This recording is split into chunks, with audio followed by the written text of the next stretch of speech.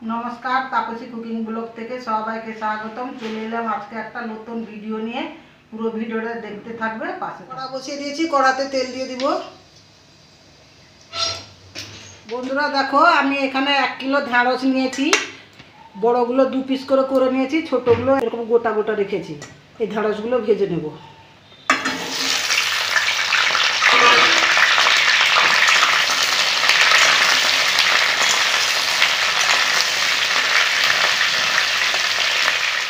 তো ঢেঁড়সটা প্রায় ভাজা হয়ে এসছে। তো ঢেঁড়সটা দিয়ে একটা রেসিপি বানাবো। বন্ধুরা জানো, এখন তো বাসন্তী পুজো, 4 দিন ধরে ঘরে নিরামিষ চলছে। আজকে মহানবমী। তো বন্ধুরা, কে কোথাও প্যান্ডেলে ঠাকুর দেখতে যাচ্ছ একটু কমেন্টে জানাবে, তাই তোমাদের সঙ্গে শেয়ার করলাম সব কথাগুলো। ঢেঁড়সটা ভাজা হয়ে গেছে, এবার আমি তুলে নিব। কড়াতে একটু তেল দিয়ে দিব।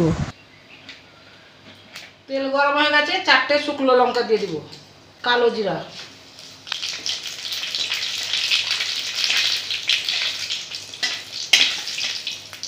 আদা বাটা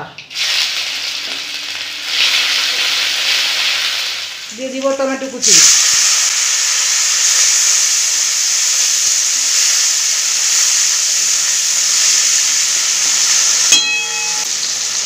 ধনে পাউডার দিয়ে দিব, লঙ্কা গুঁড়ো,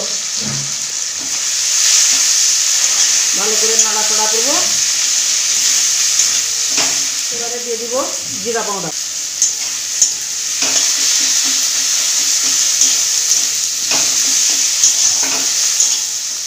সামান্য জল,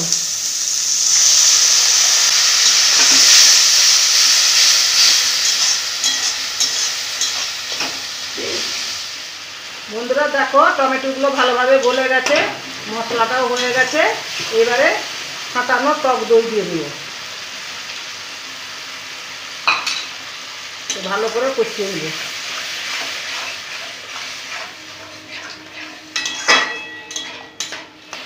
দেখো বন্ধুরা, মশলাটা ভালোভাবে কষানো হয়ে গেছে। এবারে আমি দিয়ে দিব সামান্য জল।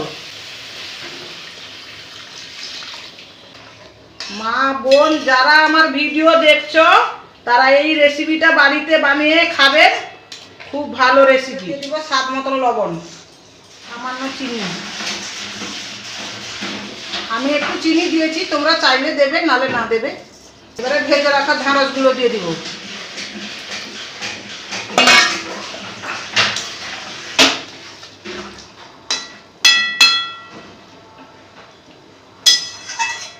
এবারে ঢাকা দিয়ে দিব। ঢাকা খুলে দেখবো তরকারিটা কত দূর হয়েছে।